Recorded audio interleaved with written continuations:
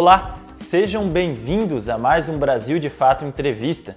Você pode acompanhar conversas como essa todas as sextas às 8 horas da noite pela TVT ou a qualquer hora pelo YouTube, Spotify, Deezer ou iTunes do Brasil de Fato. José Dirceu tem uma longa trajetória política.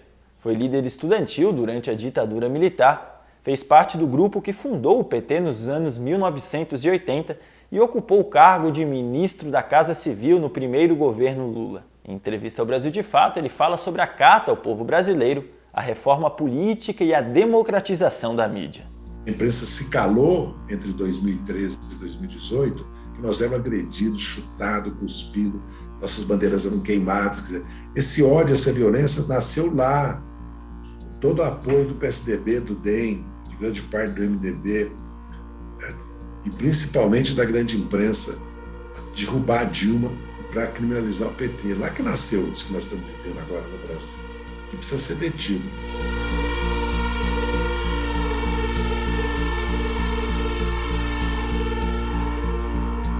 Nós não nascemos com um programa feito, e nem pretendíamos ser um partido da vanguarda, da classe trabalhadora, marxista-leninista. O PT é uma experiência que tem influência, evidentemente, do marxismo, como tem da teologia da libertação, sofre diferentes influências de muitas correntes de opinião e nós somos herdeiros da luta nacionalista, democrática no Brasil, anti-autoritária, da luta anti-imperialista, da solidariedade internacional, né?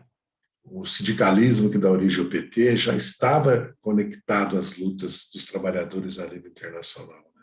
Lutas sindicais e lutas anticapitalistas. E o PT também tem origem nas SEBs, nas pastorais, na teologia da libertação, que é uma inflexão radical que houve na igreja, infelizmente revertida depois por Paulo II, e as consequências estão aí, o domínio neopentecostal nas grandes cidades brasileiras, do fundamentalismo religioso conservador. E o PT também é produto daqueles que participaram da resistência à ditadura e mesmo da luta armada, né? Que não houve propriamente guerrilha, luta armada no Brasil, mas da tentativa, né, de resistir em armas contra a ditadura, que era totalmente justificável do ponto de vista moral, né? Era quase uma imposição moral, né? Resistir à ditadura, que fez uma autocrítica, essa geração fez uma autocrítica, né? E emergiu, e voltou para as lutas operárias, para as lutas de bairro, né? Que, como agora, de novo, nós estamos precisando fazê-la de novo, entendeu? E fomos aprendendo com os movimentos sociais por saúde, educação, transporte, né? Habitação, o direito de greve, de manifestação contra a ditadura, revogação da Lei de Segurança Nacional, anistia, luta contra a carestia, diretas, greves operárias, né? Luta contra o arrojo salarial. Fomos aprendendo também na academia, também dos servidores públicos que trabalhavam ou ocupavam cargos de gestão, né, de planejamento, de execução, e na luta. E fomos construindo um programa de governo. A primeira plataforma do PT é contra a ditadura, é uma plataforma de luta, né, que tem exigências, né, revogação da Lei de Segurança Nacional, anistia ampla e restrita, reforma agrária, fim do arrojo salarial, né, política externa independente. Para construir um programa foi preciso nós governar cidades, eleger vereadores, deputados, e frente à necessidade de governar estados, o país, nós fomos construir programas de governo. Então o PT não nasceu um programa. Quando nós chegamos na década de 2000, né, nós detectamos que o mais importante no país era o combate à pobreza e à miséria, era o Brasil retomar o projeto de desenvolvimento nacional que tinha sido truncado pelo golpe de 64, retomar o fio da história, aprofundar as reformas. Se você pensar bem, nós estamos repetindo as reformas de base do João Goulart, né? reforma agrária, reforma urbana, reforma bancária, reforma universitária, né? Os problemas muito agravados pela pobreza e miséria.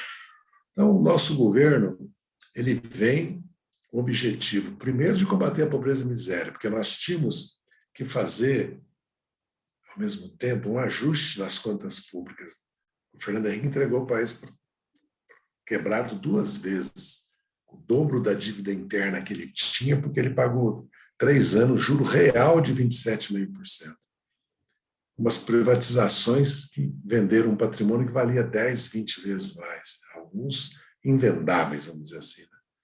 A Vale do Rio Doce, né? O patrimônio dela, né? Você vê, a Vale do Rio Doce, num trimestre, dá mais lucro do que ela foi vendida hoje. E também pela necessidade de retomar o papel dos bancos públicos, das empresas estatais, né? E procurar crescer com distribuição de renda. Então, esse é o programa nosso. Não é um acordo com o mercado. A Carta ao Povo Brasileiro nem foi o que deu a vitória ao Lula e nem dirigiu o nosso governo, porque tem um PAC no nosso governo, né? Tem que lembrar que o nosso governo, tanto é que todas as políticas que nós fizemos estão sendo desconstituídas. Todos os órgãos democráticos de consulta, de participação que nós criamos estão sendo desconstituídos, né?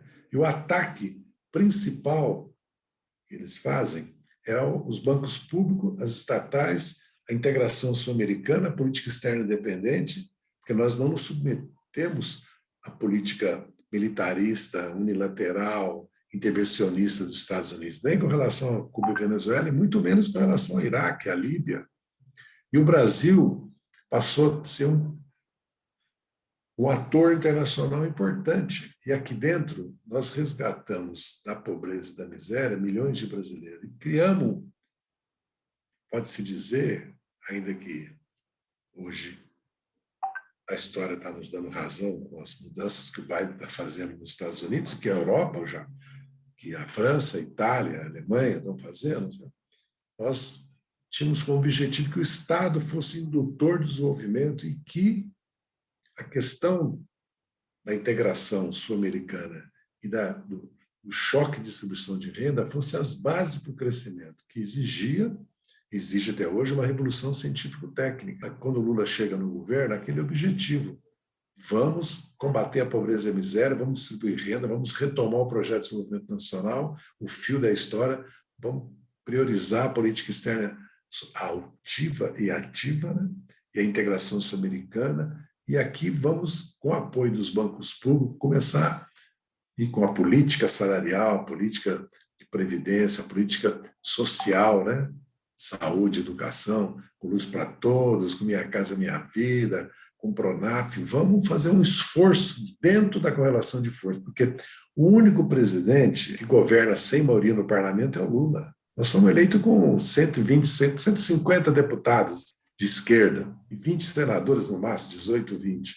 Então, se você analisar o poder da mídia, o poder econômico no Brasil, a tutela militar, a financiarização e o poder do sistema bancário financeiro, o que o Lula fez, o que nós fizemos, e agora nós nos damos conta como nos faz falta ao Brasil tudo que estava sendo feito, foi um grande avanço histórico, com limitações, com erros, às vezes, graves, crassos nossos, mas faz parte do processo político. Hoje, no Brasil, nós temos problemas graves para você formar uma maioria parlamentar. Primeiro, nós temos que ganhar apoio para a eleição de deputados e senador, porque o Lula foi eleito 2 vezes, a Dilma 2, mas isso não expressou numa maioria parlamentar.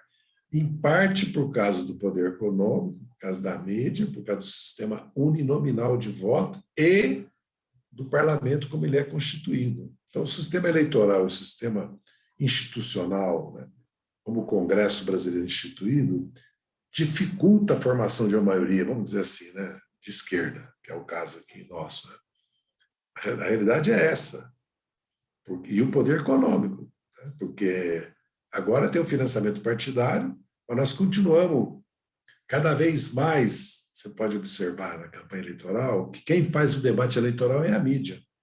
Porque nós fizemos uma legislação eleitoral para combater o abuso do poder econômico, o Caixa 2 é a corrupção, que praticamente não tem campanha eleitoral mais. É muito difícil você governar sem fazer uma coalizão com outros partidos. Se você fizer um esforço agora, nós tivermos uma grande mudança política no país, como começou com a decisão que anulou os processos que o Moro julgou na 13ª vara, o Sérgio Moro julgou na 13ª vara, e que declarou a sua suspeição, que produziu um raio que caiu, né? E o Lula, hoje, é o favorito, vamos dizer assim, para ir para o segundo turno e vencer as eleições. Transformar isso, entendeu? Uma grande votação para a Câmara, e para o Senado e para as Assembleias Legislativas é o nosso desafio. Porque se nós tivermos 200 deputados e 20, 25 senadores já do campo do presidente, que não vai ser só o PT, vai ser o PSB, vai ser o PSOL, vai ser o PCdoB, e facções dos outros partidos que vão apoiar o presidente, veja a complicação.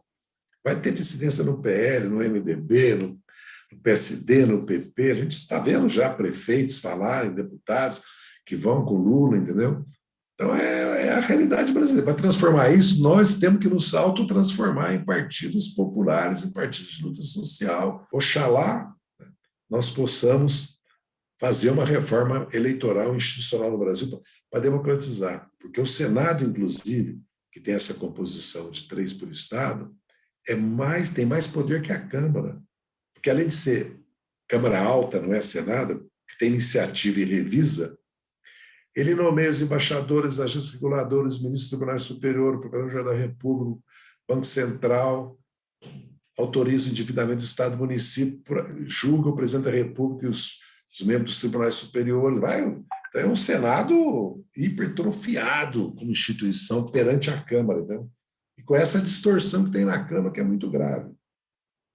Então, o presidencialismo de coalizão, que falavam que era uma podridão que nós fizemos, está aí o Bolsonaro fazendo e os partidos concordando, PSDB, DEM, MDB, todos os partidos concordando. E a mídia torcendo, tapando o nariz. Tem a grande mídia golpista que apoiou a Lava Jato para tirar nós do governo, a serviço, e destruiu grande parte da nossa economia a serviço dos Estados Unidos para fazer já uma simplificação, né? Está aí tapando o nariz. E às vezes ajudando o Bolsonaro. Um governo, quando chega, ele tem que definir as prioridades, ele não pode abrir 15 frentes. Aliás, o Bolsonaro fica abrindo frente à situação dele. Você tem que... Nós tínhamos que cuidar do principal. Primeiro, que era se manter no governo, ter maioria no parlamento. Lá não tinha. Segundo, era iniciar um processo de distribuição de renda de ataque à pobreza, como eu já descrevi. Essa questão das Forças Armadas da mídia não entraram na agenda, mas entraram na agenda sim, porque no final do governo do Lula ele deixou um projeto que o Frank Martins coordenou de reforma da mídia no Brasil, que depois a presidente Dilma, por razões que ela e o governo decidiram, de não tocar em frente. Agora, nós podíamos ter feito mais? Podíamos. Agora, veja bem, vocês são um órgão de imprensa, sabe o que significa. Quando vocês falam em democratização da mídia, eles transformam isso em censura, em autoritarismo, né? Em estatização da mídia, quando não é. É aplicar a Constituição da República, nem isso eles aceitam. Essa é uma longa e dura batalha, e agora complicou com também o empoderamento das redes e o risco das redes se transformar num instrumento não democrático, né? E não livre, e sim manipulado por grandes corporações, e sim manipulado pelos governos para invadir a sua privacidade por controle social. Então nós estamos vivendo... É lógico que as redes se transformaram num grande problema para a mídia tradicional monopólica brasileira, né? Porque levou a metade da publicidade deles, né? E concorre com eles e abre muito espaço para nós. Nós é que somos incompetentes, não conseguimos ainda, porque isso é por incompetência. Porque desde 2008 ficou claro na eleição do Obama o que eram as redes. Depois, em 2016, no Brexit e na eleição do Trump, e nós apanhamos em 16, 18 e 20 aqui nas redes. Acho que nós precisamos enfrentar o problema. E o que nós falhamos? Falhamos em não apoiar, porque era de direito e era democrático e era constitucional, todos os meios de comunicação que existem ainda, independentes, vamos dizer assim. Falhamos em não radicalizar e dar consequência às rádios comunitárias que acabaram se perdendo, né? Se transformando em rádios comerciais ilegais, né? Caindo na mão de igrejas, caindo na mão de políticos, entendeu? Quer dizer, nós não aproveitamos uma janela de oportunidade que apareceu. Mas não é porque nós conciliavam com a Globo, ou entendíamos que a Globo era parceira. Nós nunca tivemos ilusão nenhuma com relação à mídia. Basta ver o que foi feito comigo. Né? O PT sempre teve na mídia um adversário duro. E a minha história com a mídia é uma tragédia. Eu, depois de 2005, morri para a Globo e para as televisões. Nem para me citar nos eventos históricos que eu fui personagem importante, decisivo. Apagaram simplesmente. É morte civil. Como a ditadura fez ao me caçar na nacionalidade e me banir do Brasil.